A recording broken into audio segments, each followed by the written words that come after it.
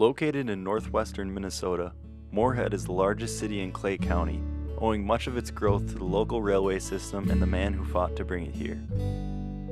Solomon Comstock was really important to the community. He used his political influence to back Moorhead all throughout the period. He was a powerful man with his influence of James J. Hill and the Great Northern Railway. He was a very, very early resident. He arrived with the railroad basically in the fall of 1871.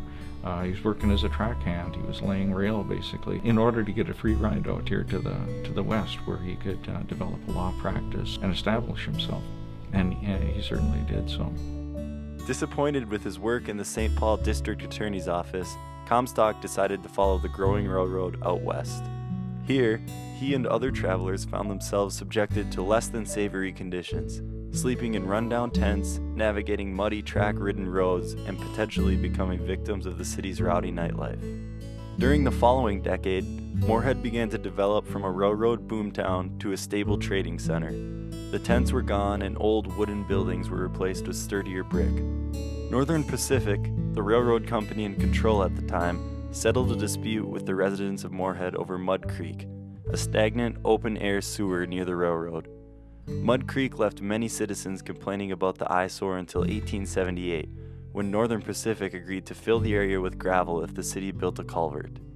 But this was only the beginning of the coming changes. With roads still unpaved and no middle class whatsoever, Moorhead still had a long way to go. Fortunately, there was a new partnership on the horizon that would help bolster the town's economy. With his political career taking off, Comstock was elected to the Minnesota House of Representatives in 1875. It was during this time he met one of the most influential men in the state, James J. Hill. Hill was always involved in transportation, and he made money every time he turned around.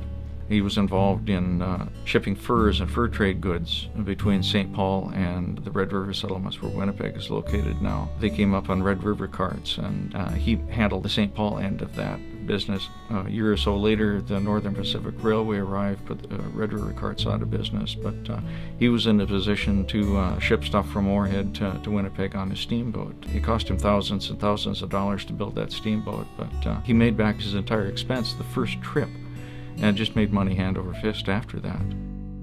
At the time, Hill was attempting to gain control of the bankrupt St. Paul and Pacific Railroad, a task that he believed Comstock could help him with. From then on, Comstock would help Hill with his growing business, especially when it came to Hill's biggest competition, the Northern Pacific Railroad. Keeping an eye on the competition for him, Comstock made certain to inform his new business partner of all Northern Pacific's movements, as well as suggesting alternate lines in order to undercut his opponents.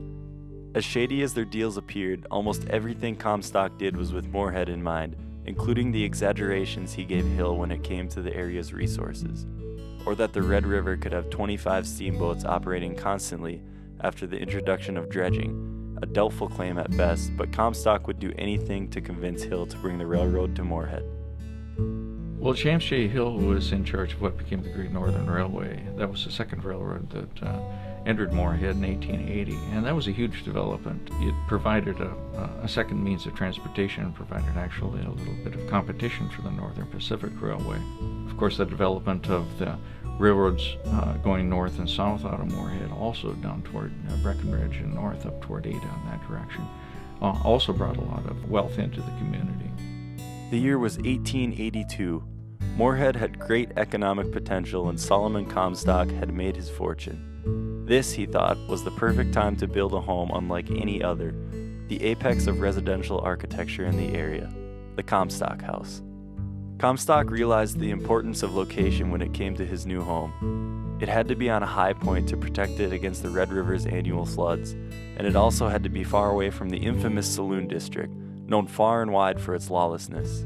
With those things in mind, construction of the house began in July of 1882 on the third block of the expanding Highland Addition.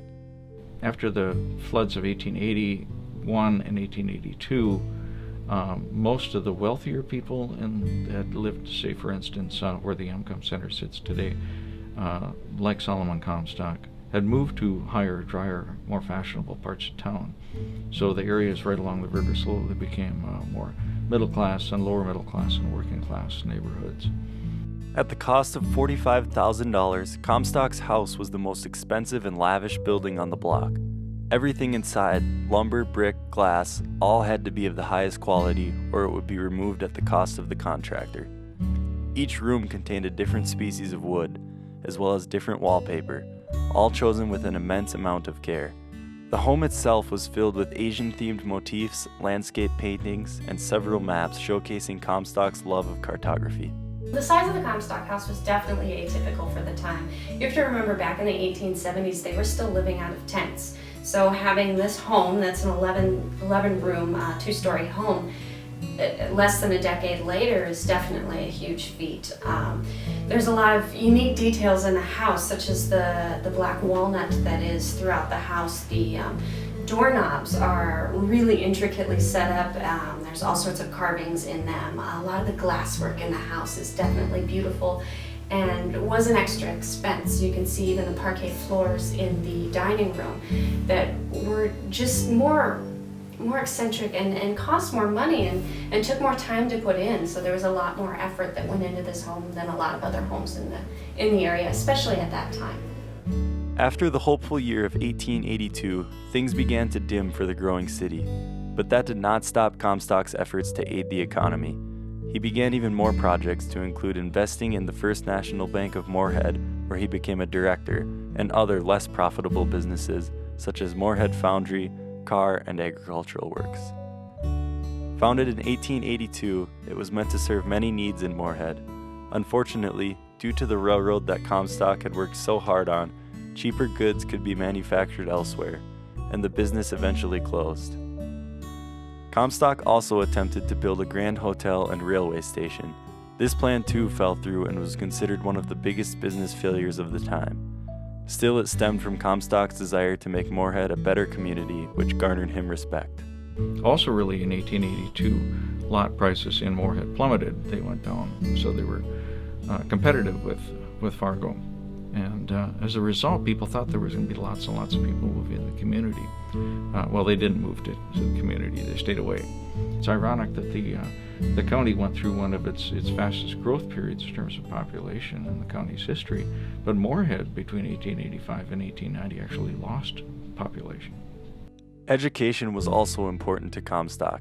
He donated 6 acres of land while standing as director for the founding of Bishop Whipple School, which eventually became Concordia College. The city of Moorhead was still growing, so much so that it needed a 4th school. In 1885, Governor Henry Sibley passed the Moorhead Normal School Act, and Comstock donated another 6 acres of land to the construction of the new school. This would turn out to be Comstock's greatest contribution to his town, naming him the father of Moorhead Normal School. This school eventually transformed into what the community knows as Minnesota State University Moorhead. That wasn't completely altruistic on Comstock's part. He was a land developer and a speculator. He owned a lot of the land between downtown Moorhead and the site where the college is going to be built. He thought that if the college was built out there southeast of town, the city might grow in that direction, and his property would increase in value. He'd be able to sell it for a greater price. But for the most part, he did tremendous things for the community. Solomon's wife, Sarah Comstock, decided Moorhead needed a public library. In 1906, the library opened with Sarah as the president. Unfortunately, the library was demolished in 1963. Solomon Comstock passed away on June 3, 1933, but his legacy continues today, reflected by the prosperity of the still growing community of Moorhead. Though some of his ventures failed and many of his constructs have since disappeared from the landscape, his dedication to his beloved city is evident whenever a train passes through or a new class graduates from one of the many local schools.